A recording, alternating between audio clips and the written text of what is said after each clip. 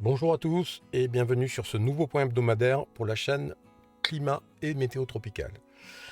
Alors c'est le premier point du mois de juillet. On sort de 4 semaines et demie, 5 semaines un petit peu agitées en juin, en tout cas beaucoup plus agitées que ce que l'on a habituellement et que l'on était en droit de s'attendre compte tenu que la saison était prévue initialement un petit peu inférieure à la moyenne.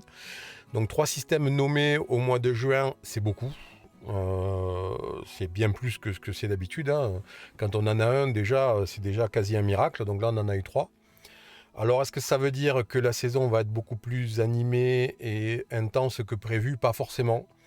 Ce qui s'est passé en juin ne dit rien sur ce qui va se passer les mois prochains. C'est c'est une conjoncture de plusieurs choses qui a fait que le mois de juin a été agité. On a eu de l'eau en Atlantique qui était très chaude. On a eu du cisaillement pas très présent. Donc l'un et l'autre font qu'on a des conditions plutôt dignes d'un mois d'août. Et que donc, bah ouais, 3 systèmes nommés en juin, c'est potentiellement ce qu'on a en août habituellement. Mais encore une fois, ça ne veut pas dire que juillet, août et septembre vont être très intenses avec beaucoup d'activités.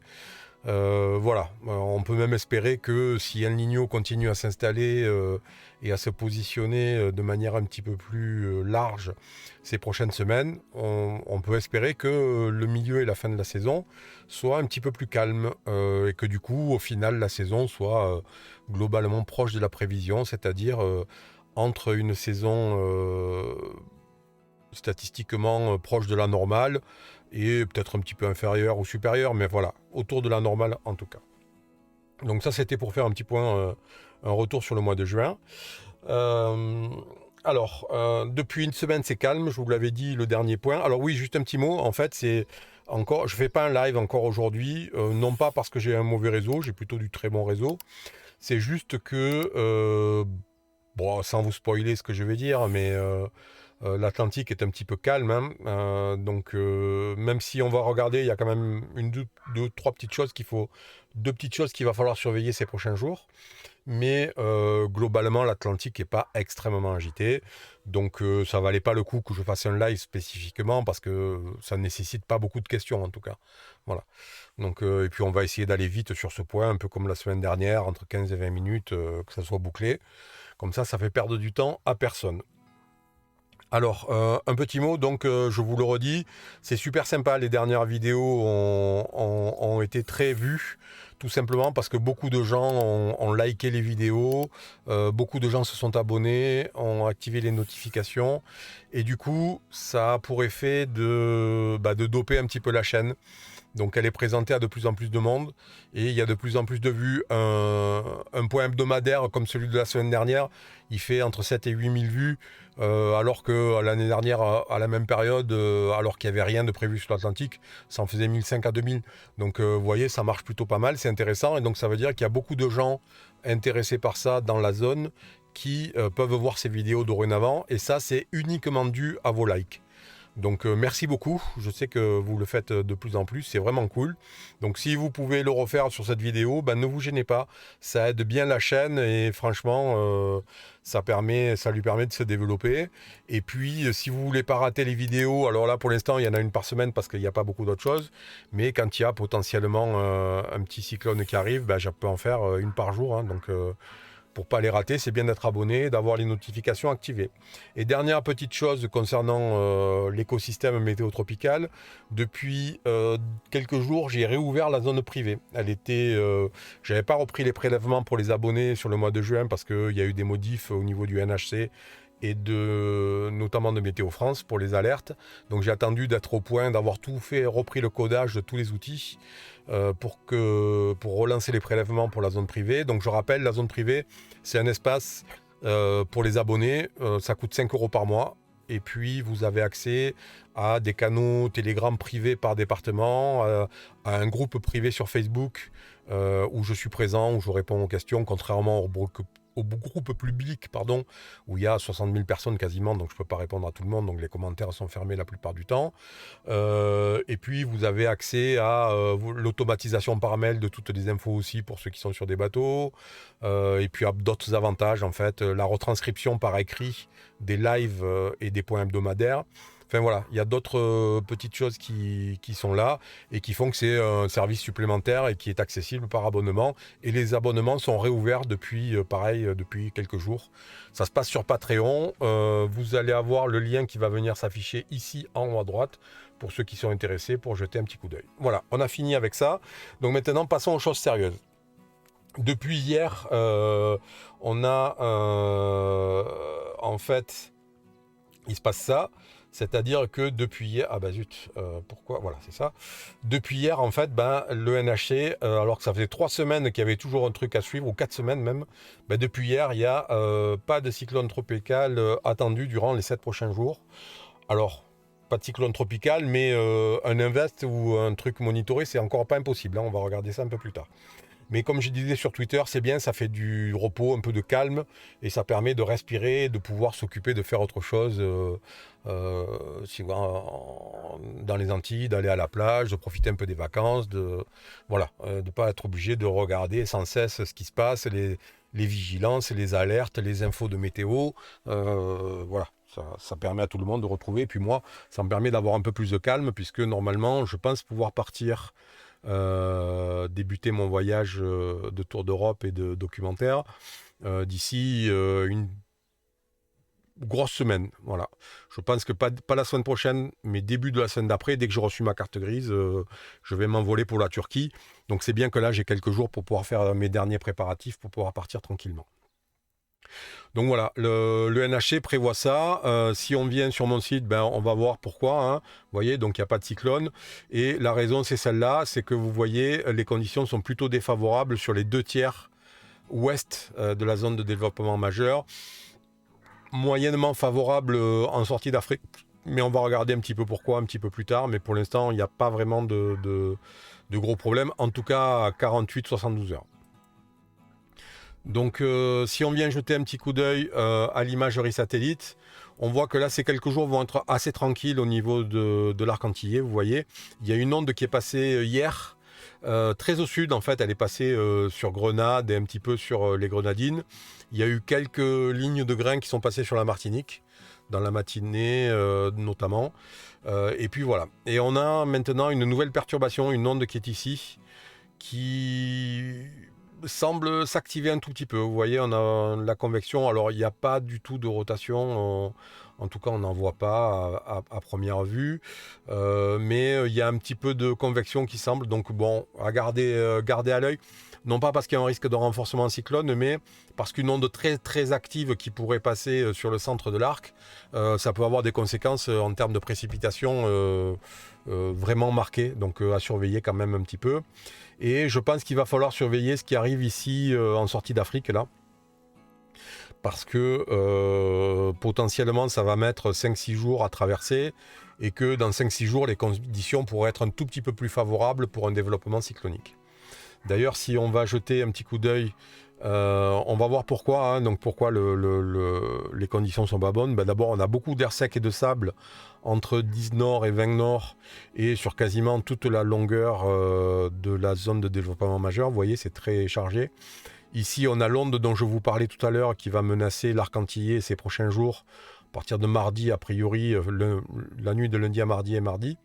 Donc voilà, la convection a du mal à se développer parce qu'elle est entourée de sable, vous voyez, il y a beaucoup de sable autour. Et donc le sable bouffe un petit peu l'humidité qu'il y a dans l'air et donc la convection a du mal à démarrer. Donc voilà une des raisons pour laquelle c'est pas là. Et puis l'autre raison, c'est celle-là, c'est que vous voyez, il y a du cisaillement assez fort sur la zone de développement majeur. Vous voyez notre onde qui est ici, elle est à 1010 à peu près. Mais elle est vraiment au contact avec le cisaillement un petit peu plus au nord et on a vu qu'on avait du sable, donc forcément dans ces prochains jours, voilà, il n'y a pas de développement possible avant l'arc parce que vous voyez le cisaillement reste très très fort dans cette zone là pour ces prochains jours et compte tenu qu'il y a aussi beaucoup de sable, il n'y a pas beaucoup de risques. Par contre ce qu'il va falloir regarder c'est les jours suivants parce que vous voyez là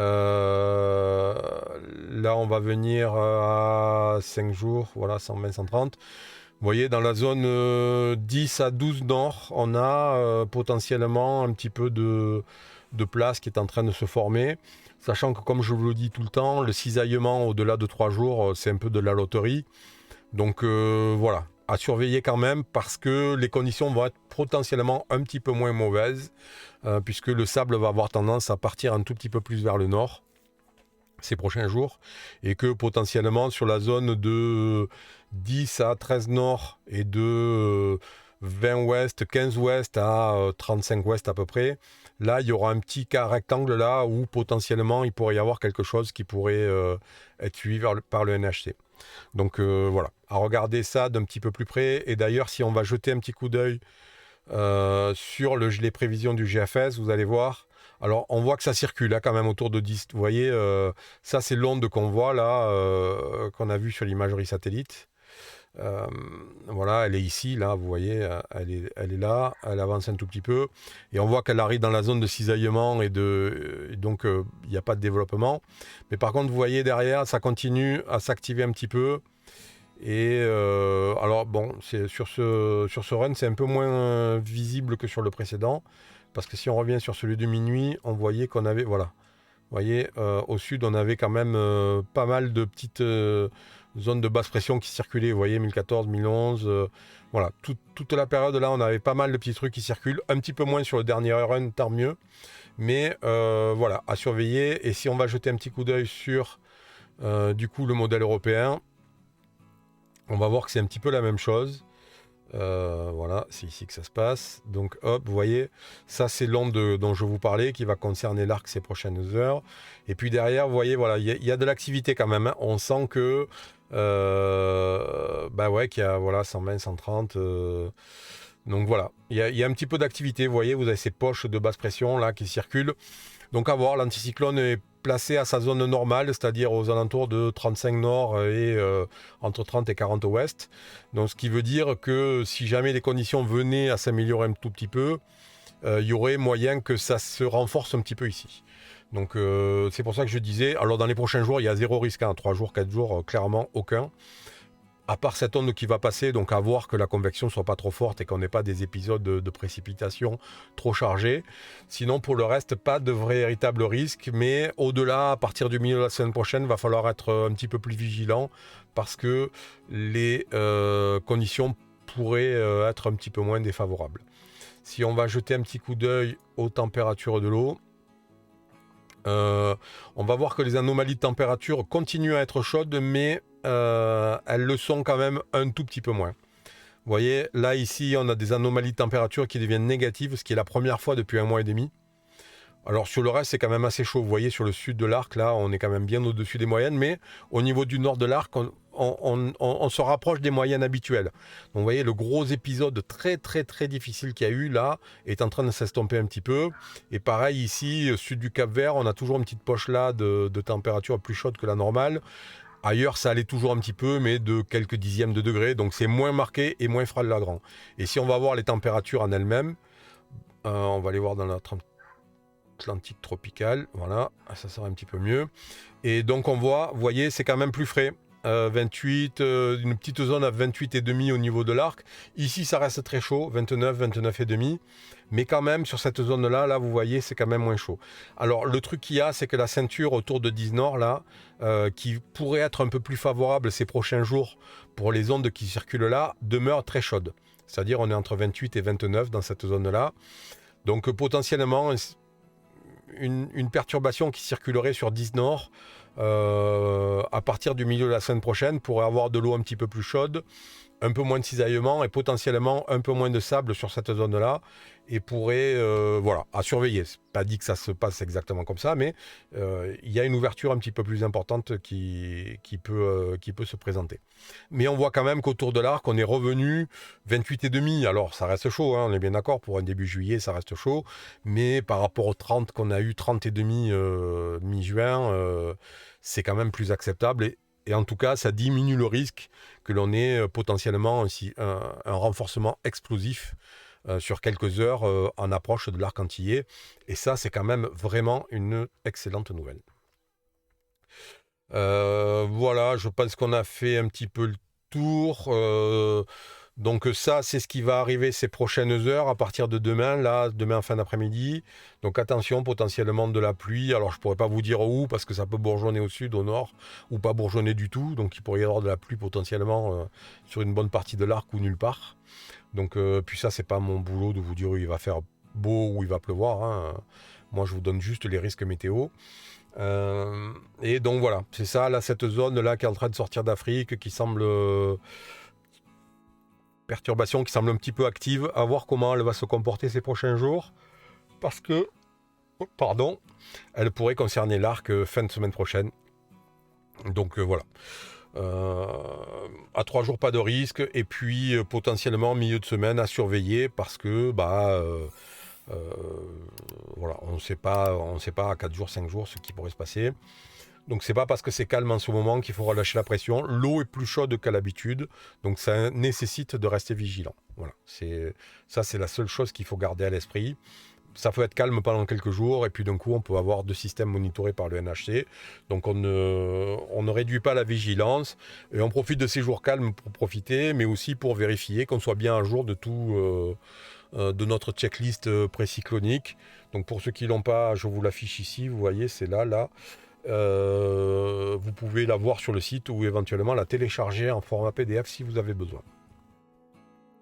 Bon, mais voilà, 16 minutes, je trouve que c'est pas mal, c'est rapide, il n'y avait pas non plus grand chose à dire.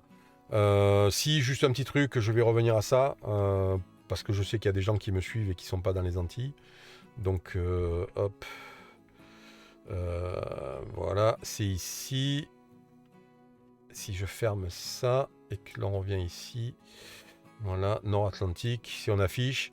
Alors on ne voit pas la Méditerranée sur cette image-là, mais les côtes françaises sont encore extrêmement chaudes, c'est-à-dire qu'on a des anomalies de température aujourd'hui sur la façade atlantique, voire même au début de la Manche qui sont proches de 3 degrés. Et en Méditerranée, ça a un peu baissé, mais on est encore au-delà de 2 degrés de plus par rapport aux moyennes normales de la période.